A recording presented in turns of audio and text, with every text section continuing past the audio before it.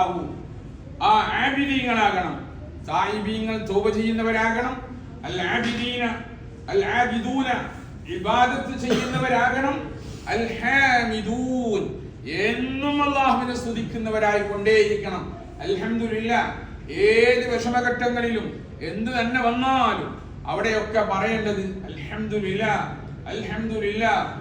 കഴിഞ്ഞു പോയ സൂഫി വര്യന്മാരുടെ ചരിത്രം വായിച്ചാൽ നമുക്ക് കാണാൻ കഴിയും. ഒരു കാലങ്ങ് നഷ്ടപ്പെട്ടു പോയി. കാല് നഷ്ടപ്പെട്ടു പോയപ്പോൾ, അപകടം പിടിച്ച് കാല് നഷ്ടപ്പെട്ടപ്പോൾ അദ്ദേഹം പറഞ്ഞത്, നീണ്ട 40 കൊല്ലമായി പടച്ചറപ്പേ, നീ 2 കാലുകൊണ്ട് എനിക്ക് നടക്കാൻ നീ സൗകര്യം ചെയ്തു. ഇപ്പോൾ രോഗം കാരണം എന്റെ ഒരു കാല് മുറിക്കേണ്ട വന്നു. എന്നാലും നീ ഒന്ന് അവശേഷിപ്പിച്ചല്ലോ. അൽഹംദുലില്ലാഹ് ഒരു പ്രശ്നവും എനിക്ക് സംഭവിച്ചിട്ടില്ല. ഈ നിലയിൽ എന്ത് തന്നെ ശാരീരികമായി സാമ്പത്തികമായി പ്രയാസങ്ങൾ എന്ത് തന്നെ വന്നാലും എന്ത് ചെല്ലാൻ കഴിയണം? മനസ്സറിഞ്ഞ് റബ്ബിന് ഹംദ് ചെല്ലാൻ കഴിയണം, അള്ളാഹുവിനെ സ്തുതിക്കാൻ കഴിയണം. നമുക്കൊരു ഹംദ് കിട്ടണമെങ്കിൽ പറയണമെങ്കിൽ ചുരുങ്ങിയത് എത്ര വർഷം കഴിയും? 1 വർഷം ചെയ്യേണ്ടി വരും. എങ്ങനെ ബിസിനസിന്റെ കാര്യം പണ്ട് കാര്യമില്ല. ഭയങ്കര കഴിഞ്ഞ കൊല്ലം തിരക്കുണ്ടായിരുന്നു. അപ്പൊ കഴിഞ്ഞ കൊല്ലം ഇതേ വാക്ക പറഞ്ഞു. അതാ പറഞ്ഞത്, കഴിഞ്ഞ കൊല്ലത്തെ കിട്ടിയ നിയമത്ത് സമ്മതിക്കണം ചുരുങ്ങിയെങ്കിൽ 1 കൊല്ലെങ്കിലും പിടിക്കും.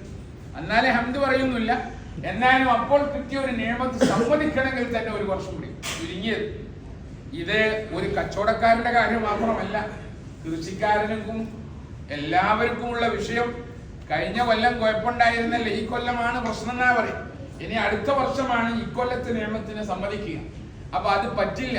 എപ്പോഴും പ്രവർത്തകരായ നാം അൽഹംദുലില്ലാഹ് ധാരാളമായി ചെല്ലാൻ പഠിക്കണം. അൽഹംദുലില്ലാഹ് അല്ലാഹുവിനാണ് സ്തുതി. ഇതൊരു പ്രവർത്തകനിക്ക് ഉണ്ടാകേണ്ട പ്രധാനമായ 3ാമത്തെ വിശേഷണമാണ്. 4ാമത് പറയുന്ന സാജിദൂൻ അർറാകിഊന സാജിദൂൻ. ഈ രണ്ടും നിസ്കാരത്തിൽ ഏറ്റവും പ്രധാനപ്പെട്ട ഒരു സംഗതി ആയതുകൊണ്ടാണ് അത് രണ്ടും എടുത്തു പറഞ്ഞത്. കൃത്യമായി നിസ്കരിക്കുന്നവരാകണം. നിസ്കാരത്തിൽ ഒരു വിട്ടുവീഴ്ചയുമില്ലാതെ രീതിയിൽ അള്ളാഹുവിന്റെ മുമ്പിൽ ഏത് ഘട്ടങ്ങൾ വന്നാലും എന്ത് പ്രയാസങ്ങൾ ഉണ്ടായാലും നിസ്കാരം ഒഴിവാക്കരുത്. റമദാൻ ആകുന്നു അടുത്തു വരികയാണ് എന്റെ പ്രിയപ്പെട്ട കൂട്ടുകാരെ. റബ്ബിന്റെ മുമ്പിൽ തൗബ ചെയ്ത് മടങ്ങണം. ആ മടക്കത്തിൽ പഴയ കാലത്ത് ജീവിതത്തിൽ വന്നുപോയ പ്രായപൂർത്തിയെത്തിയതിന് ശേഷം നമുക്ക് ഖളായി പോയ ഒറ്റ നിസ്കാരവും ഒഴിവാക്കി പോകരുത്. ഒഴിവാക്കിയ ഒരു ഖളാ വീട്ടണം. അത് ഒഴിവാക്കാതെ റബ്ബിന്റെ മുമ്പിൽ ഇനി എത്ര ഇസ്തിഗ്ഫാർ ചൊല്ലിയാലും എത്ര ഹജ്ജ് ചെയ്താലും ഒരു ഫലം ഉണ്ടാവില്ല. പ്രിയപ്പെട്ട കൂട്ടുകാരെ, ആരെങ്കിലും 15 വയസ്സ് പൂർത്തിയായതിനു ശേഷം സാഹചര്യത്തിനോ മറ്റോ എവിടെയോ കുടുങ്ങിപ്പോയി നിസ്കാരങ്ങൾ ഒഴിവാക്കി പോയവരുണ്ടെങ്കിൽ കൃത്യമായി നിസ്കരിച്ച് വിടണം. ഞാനിപ്പോൾ ഓർക്കുകയാണ്, കുറച്ചു കൊല്ലം മുമ്പ് സൊഫയില് ഇങ്ങനെ ഒരു KCF ഡേയില് അന്നൊരു ചർച്ച വെച്ചിരുന്നു. KCF കൊണ്ട് എനിക്ക് നിങ്ങൾ എന്ത് നേടിയെന്ന് ചോദിച്ചാൽ, ഇത്രയും കാലം അതൊരു 5-6 വർഷത്തിന്റെ വാർഷികത്തിനായിരുന്നു എന്നാ തോന്നുന്നത്. നിങ്ങൾ ഇത്രയും വർഷം കൊണ്ട് KCF കൊണ്ട് നിങ്ങൾ എന്ത് നേടിയെന്ന് ചോദിച്ചപ്പോ ഒരു ചെറുപ്പക്കാരൻ എണിച്ചെന്നിട്ട് പറഞ്ഞ മറുപടി അത്ഭുതപ്പെട്ടുപോയി, കണ്ണുനീർ വന്നുപോയി. KCF മുതലായി എന്ന് തോന്നി. അദ്ദേഹം പറഞ്ഞത്, ഞാൻ ഒരു പ്രാവശ്യം എന്നെ KCF-ലേക്ക് പരിപാടിയിലേക്ക് ക്ഷണിച്ചു വരാൻ. അങ്ങനെ ആ സദസ്സിൽ വന്നു. ഞാൻ ഇതിനാണ് പറയുന്നത്, നമ്മൾ പരമാവധി നമ്മുടെ കൂട്ടുകാരെ നമ്മുടെ സദസ്സുകളിലേക്ക് എത്തിക്കാൻ ശ്രമം നടത്തണം. നമ്മൾ തന്നെ റൂമിൽ നിന്ന് ഇറങ്ങി വരുന്നത് ആരും കാണരുത്. ഒരു സ്വലാത്തിന്റെ തൊപ്പി കീസയിലിട്ടിട്ട് അപ്പുറത്ത് ഒളിച്ചിട്ട് വരുമൊന്നും വേണ്ട. റൂമിൽ എല്ലാവരും അറിഞ്ഞിട്ട് വരണം. ഇന്ന് KCF-ന്റെ പരിപാടിയുണ്ട്, സ്വലാത്തുണ്ട്, നിങ്ങൾ വരണം എന്ന് എല്ലാവരോടും വിളിച്ചിട്ട്. അവൻ 1000 വട്ടം വിളിച്ചാലും വരില്ല എന്ന് നിങ്ങൾ തീരുമാനിക്കണം. നമ്മൾ പെട്ടെന്ന് ആളെന്താക്കും, ഒഴിവാക്കിക്കല്ല. അതാണ് നമ്മളെടുക്കും. നന്നാവില്ല, ഉടനെ സർട്ടിഫിക്കറ്റ് കൊടുക്കും. മനസ്സിലായില്ലേ? ഞാൻ കുറേ വട്ടം വിളിച്ചാണ് നന്നാവില്ല എന്ന് പറയും. ഇതല്ല വേണ്ടത്. അവൻ നന്നാവുമോ നന്നാവില്ല തീരുമാനിക്കാൻ നമുക്കൊരു അധികാരമില്ല. നമുക്ക് ക്ഷണിക്കേണ്ടത് ക്ഷണിച്ചുകൊണ്ടേയിരിക്കണം. അങ്ങനെ ആ ചെറുപ്പക്കാരൻ എണിച്ചിട്ട് പറഞ്ഞു, ആ വന്ന സദസ്സിൽ ഒരു ഉസ്താദ് പ്രസംഗിച്ചു കൊണ്ടിട്ടുണ്ടായിരുന്നു, നിസ്കാരം ഖളാക്കിയത് വീട്ടാതിരുന്നാൽ അത് അപകടമാണ്. ആക്കിയ നിസ്കാരങ്ങൾ മുഴുവനും ഖളാ വീട്ടണം, അല്ലാതെ തൗബ സഹിയാവൂല എന്ന് അന്ന് ഉസ്താദിന്റെ ക്ലാസ് കേട്ടു. ഞാൻ ഇങ്ങനെ ആലോചിച്ചു നോക്കിയപ്പോ എന്റെ ജീവിതത്തിൽ കുറേ നിസ്കാരങ്ങൾ ഞാൻ ഒഴിവാക്കിയിട്ടുണ്ട്. അങ്ങനെ അദ്ദേഹം തന്നെ പറഞ്ഞാണ്, 3 കൊല്ലത്തെ നിസ്കാരം ഏകദേശം കണക്കാക്കിയിട്ട് ആ 3 കൊല്ലത്തെ നിസ്കാരം ഖളാ വീട്ടി തീർത്തു. 3 കൊല്ലത്തെ നോമ്പ് ഞാൻ ഖളാ വീട്ടി തീർത്തു. അത് എനിക്ക് KCF നേടി തന്ന ഏറ്റവും വലിയൊരു സംഗതിയാണെന്ന് ആ ചെറുപ്പക്കാരൻ പിന്നെ മുതലായില്ലേ നമുക്ക്. അതല്ലേ നമ്മൾ ഉദ്ദേശിച്ചിട്ടുള്ളൂ. അതല്ലേ നമ്മുടെ ഈ സംഘടന കൊണ്ട് നമ്മൾ ലക്ഷ്യം വെക്കുന്നത്. 3 കൊല്ലത്തെ നിസ്കാരം എങ്ങനെ ഖളാ വീട്ടാൻ കഴിയും എന്ന് ആലോചിച്ച് ബേജാറൊന്നും വേണ്ട. ഇതിനൊരു തീരുമാനത്തിലെത്തണം. അങ്ങനെ ആരെങ്കിലും ഉണ്ടെങ്കിൽ നമുക്ക് ഒരു സ്വബി നിസ്കരിക്കുമ്പോ 3 സ്വബി നിസ്കരിച്ച ഒറ്റ സ്വബി ആക്കണ്ട. ഒരു 3 കൊല്ലത്തെ നിസ്കാരം ഖളാ ഉള്ള ആള് ഇന്ന് സ്വബി നിസ്കരിക്കുമ്പോ നാളെ സ്വബി നിസ്കരിക്കുമ്പോ ഒറ്റയടിക്ക് ആ നാളത്തെ സ്വബിന് പുറമെ ഒരു 3 സ്വബിയും കൂടി നിസ്കരിക്കാം. ഖളാ ആയ നിസ്കാരം ഞാൻ നിസ്കരിക്കുന്നു സ്വബി എന്ന നിലയിൽ ളുഹൂറും അങ്ങനെ 3 നിസ്കരിച്ചാൽ അടുത്ത ഈ റമദാൻ ആകുമ്പോഴേക്കും അയാൾക്ക് എത്ര കൊല്ലത്തെ നിസ്കാരം ഖളാ വിട്ട് തീരും?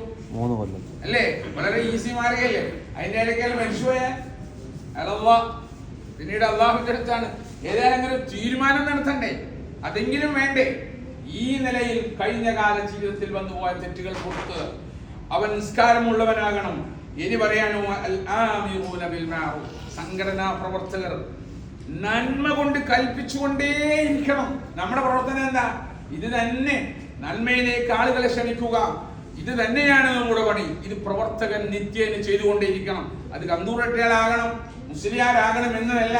എല്ലാവരും ഒരാൾ നിന്നിട്ട് വെള്ളം കുടിക്കുകയാണ്, ചായ കുടിക്കുന്നു, അവനോട് പറയണം മോനെ ഇരുന്ന് കുടിക്കലാണ് സുന്നത്ത്. അതൊരു ദാവത്താണ്. ഇത് ആർക്കാണ് അറിയാത്തത്? ആർക്കാണ് അത് അറിഞ്ഞാടാത്തത്? നിരന്തരമായിട്ടുള്ള അംറും ബിൽ മഅറൂഫ്, നല്ലത് കൊണ്ടുള്ള കൽപ്പന തുറന്നുകൊണ്ടേയിരിക്കണം. വന്നഹൂന അനിൽ മുൻകർ, നിഷിദ്ധ കാര്യങ്ങളിൽ നിന്നും അയാളെ തടഞ്ഞുകൊണ്ടേയിരിക്കണം. അത് ചെയ്യരുതേ, ഇത് ചെയ്യരുതേ, ഏതൊക്കെയാ പാടില്ലാത്ത കാര്യം അതിന് നിഷേധം തുറന്നുകൊണ്ടേയിരിക്കണം. വൽഹാഫിദൂന ലിഹുദൂദില്ലാഹ്, പ്രിയപ്പെട്ട പ്രവർത്തകരെ, അല്ലാഹു തആല ഓരോന്നിനും ഓരോ പരിധി നിശ്ചയിച്ചിട്ടുണ്ട്. അത് ആ ബോർഡർ വിട്ടുകിടക്കാതെ അതിന്റെ അകത്ത് നിന്ന് വർക്ക് ചെയ്യാൻ നമ്മൾ തയ്യാറാകണം.